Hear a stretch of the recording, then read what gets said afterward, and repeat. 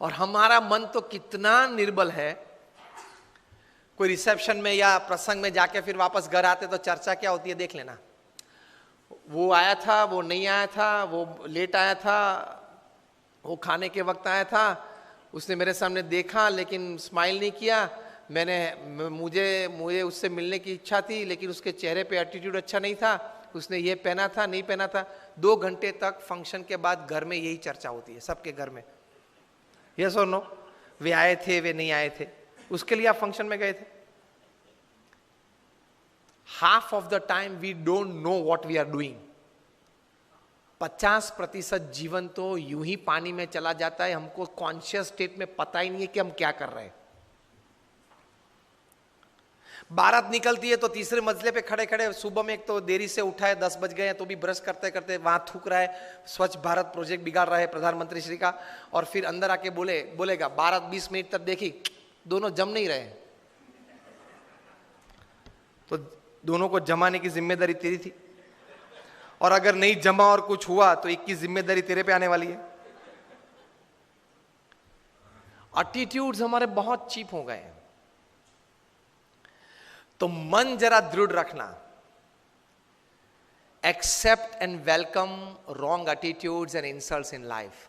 देख तो लो, चेक तो कर लो आप इमोशनली कितने स्ट्रांग है, इमोशनली आप कितने स्ट्रांग है। चेक कब होगा? जब आपका किसी ने अपमान किया,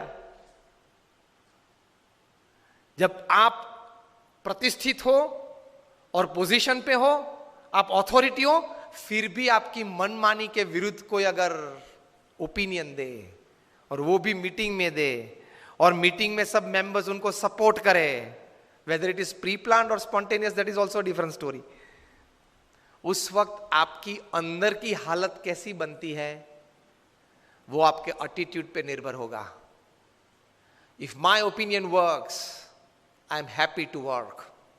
if my opinion does not work, somebody else's opinion prevails, I am more happy to work। तो ही महान बन पाओगे।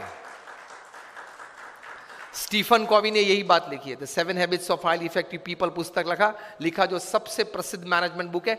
उसके बाद उन्होंने एक और अच्छी बुक लिखी है, द 8th हैबिट।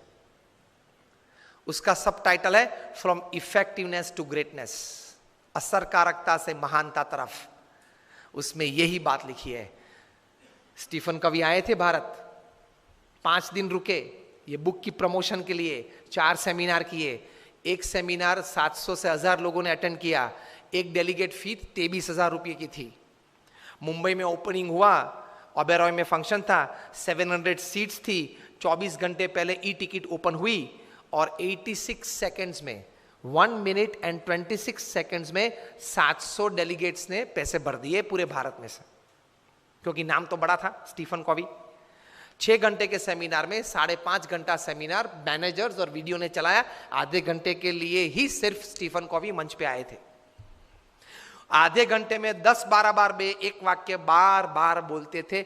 वही वाक्य को, वही सेंटेंस को बॉक्स आइटम बना के दूसरे दिन डीएनए न्यूज़पेपर में पूरी आर्टिकल छपी थी।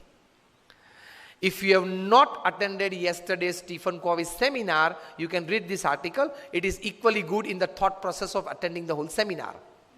और अगर आपको पूरा आर्टिकल पढ़ने का समय ना हो तो ये बॉक्स आइटम आप पढ़ लेना। ये बॉक्स आइटम में जो बात लिखी है, that was the sentence that Stephen Covey talked again and again, perhaps more than 10 times in his half an hour of physical presence upon the stage.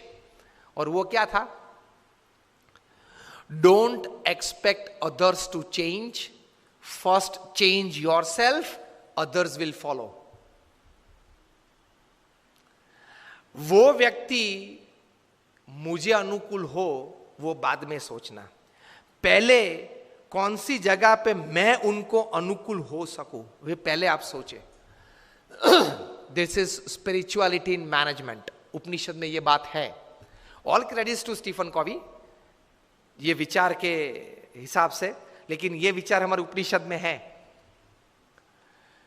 Don't expect others to change. I am quoting Stephen Covey, not just word to word, but letter to letter. Don't expect others to change. First change yourself to suit others, and then others will follow. तो attitude ये रखना है काम करने कि मुझे सब कोई अनुकूल हो तो देखो मैं कैसा काम कर पाता हूं, वो एटीट्यूड नहीं है, गलत है. आप अपनी टीम को अनुकूल होके सबके पास अपनी एनर्जीज डेवलप करके टीम वर्क बढ़ा के कैसा काम कर सकते हैं, वही सफलता है. तो that comes in attitude. Don't expect others to change. Otherwise everybody is expecting others to change.